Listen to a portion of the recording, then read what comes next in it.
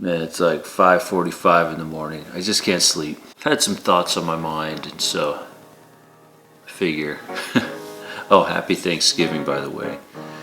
But these are my predictions for after the Trump election. One, I think there's going to be more rioting, more problems. I don't like that, but that's what I feel is going to happen. Can't we all just get along? But I think that's the reality we live in. Another prediction I have, a little off the top. I feel that Trump's going to get shot before he takes the presidency. Again, I don't like it, but it wouldn't surprise me at all. He'd be shot right over the heart. I think it'll be symbolic. I think our country's in an interesting place. We've rejected a lot of good, and I also think Black Friday, I think there's going to be a couple problems that happen tomorrow due to people getting out of control.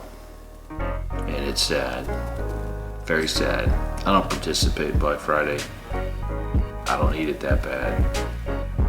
I get enough free stuff, so since we're on doom and gloom. There's been a few people predicting earthquakes.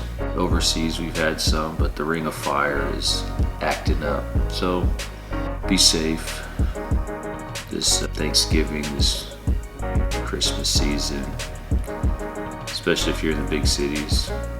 A little side note too.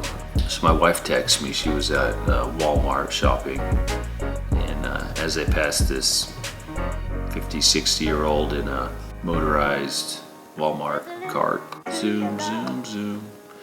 Anyway, my son's like, "Hi, sir." And they pass. Anyway, little traffic jam up ahead. You know, people pushing grocery carts. And I think there's a lady stopped looking at something. Anyway, it was jammed up. And this old man, 50, 60 years old, he says some unkind things. Drops an F-bomb, calls my wife a B. And my wife's very professional in public, very aware of where she's at. She doesn't block aisles, you know. So she texted me and said she was shooken up. She's like, "I don't know when the last time anyone's called me a B, you know." I mean, I don't treat my wife that way. I'm not a perfect husband by any means. So I'm upset. I'm driving home and I'm thinking, oh, if I was there, what I would do to this guy, you know, this guy in this cart, you know. Would I wheel him outside and kick him off a Walmart, or, you know, would I have a few words with him? So I was upset about that. Who are these people that use that kind of language around a 5-year-old, around a 10-year-old? I'm like, I know they're going to get it at school to some degree, but I don't talk that way home. I don't treat people like that. And I know a lot of people throw it around like it's no big deal, but man, please be respectful to each other. Maybe that's why we're having riots or whatnot. Ultimately, it really won't matter too much who we elected. You think it's really going to change anything? Happy Thanksgiving. Be grateful for what you have, because some people will be going without. Maybe not today on Thanksgiving, but real soon there's going to be some people going without. That's how I feel.